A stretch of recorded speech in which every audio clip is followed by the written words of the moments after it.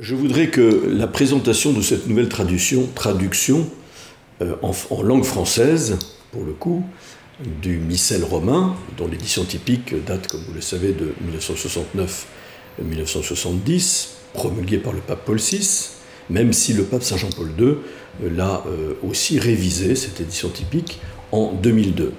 Je voudrais profiter donc de la présentation de cette nouvelle traduction pour mieux approfondir le sens de la liturgie et peut-être mieux montrer combien cet adage est si important pour la vie de l'Église, cet adage bien connu, lex orandi, lex credendi, ce qui veut dire la loi de la prière, lex orandi, correspond à la loi de la foi, lex credendi. Ça veut dire que la liturgie est l'expression de la foi de l'Église. Et ceci est très important parce que on pourrait dire qu'une traduction peut infléchir le sens profond de la foi de l'Église dont la liturgie doit être l'expression. C'est la raison pour laquelle, comme on va le voir, le pape Saint Jean-Paul II avait demandé la révision. Car il se trouve que dans certains cas, la traduction en français de 1970 pouvait infléchir le mystère de la foi que nous célébrons dans la liturgie, et nous verrons à quel moment précis cela se vérifie. Pour moi, il est important surtout de redire l'importance de la liturgie. C'est pourquoi cette révision a été longue sans doute, pas seulement pour des questions, j'allais dire, sémantiques, linguistiques, lexicologiques, mais parce que la liturgie, c'est, comme dit le Concile Vatican II, dans sa constitution Sacrosanctum Concilium, la source et le sommet de toute la vie de l'Église. Ça veut dire que toute l'évangélisation, toute l'annonce de l'Évangile, toute la prédication de l'Évangile trouve son sommet dans la célébration de la liturgie, et toute la vie de l'Église découle, comme de sa source, de la liturgie. Je crois que ça a été une des particularités de la réforme liturgique demandée par le Concile Vatican II, de remettre la liturgie au cœur de la vie chrétienne comme source d'une vie authentiquement chrétienne, et de ne pas faire de la liturgie une espèce d'en soi, un peu hiératique, dans lequel nous nous adressons à Dieu, mais peut-être d'une manière un peu hors sol, déconnectée de la vie de l'Église. Mais toujours en connexion, évidemment, avec la foi de l'Église.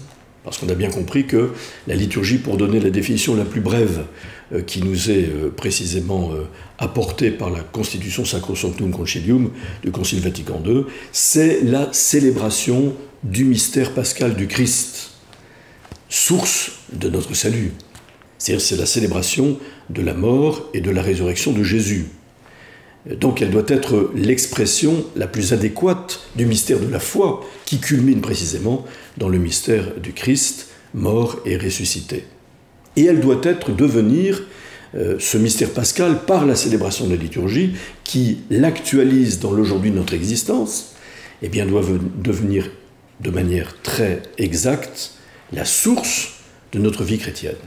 Il y a une constitution, plus exactement une exhortation apostolique qui a fait suite à un synode ordinaire des évêques sur l'Eucharistie comme source et sommet de la vie de l'Église, qui était donc exhortation apostolique signée par le pape Benoît XVI en 2007, intitulée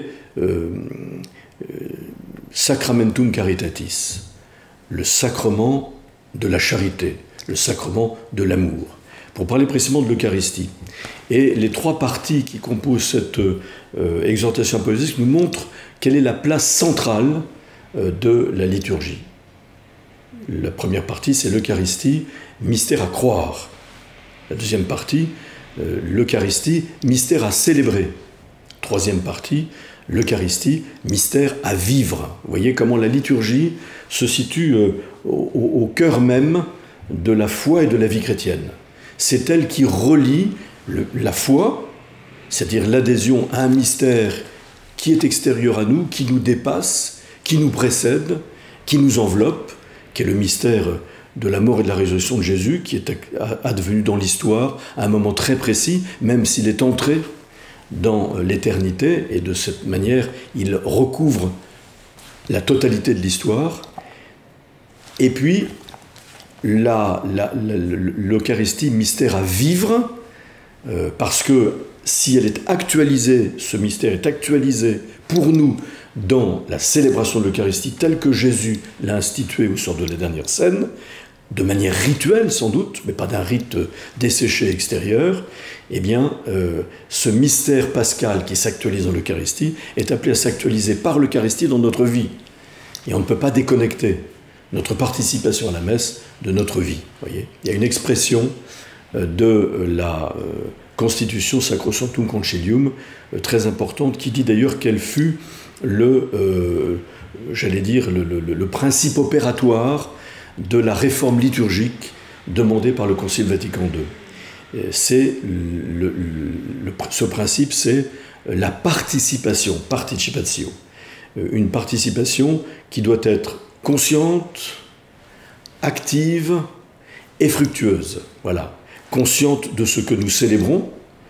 C'est pas l'assemblée qui se célèbre, c'est le mystère pascal du Christ que nous célébrons à travers une forme liturgique qui nous est donnée par l'Église, à travers le magistère, et ce que nous célébrons est appelé à s'incarner dans notre vie, voyez, de manière active et fructueuse. Nous participons de manière active à l'Eucharistie, non seulement en étant parfaitement présents à ce qui se vit dans le rite de l'Eucharistie, et donc en apportant chacun notre part de participation, prêtres et fidèles, qui constituent la totalité du corps du Christ, le Christ total, tête et membres, mais que cette participation active continue dans notre vie, et soit donc fructueuse d'une vie authentiquement chrétienne, et donnant ainsi à notre vie une forme eucharistique. Voyez pourquoi la liturgie, en particulier de l'Eucharistie, est vraiment centrale dans la vie chrétienne, à tel point que la Constitution Sacrosanctum Concilium du Concile Vatican II, au numéro 7, nous dit qu'il n'y a pas d'action plus importante dans la vie de l'Église que la liturgie.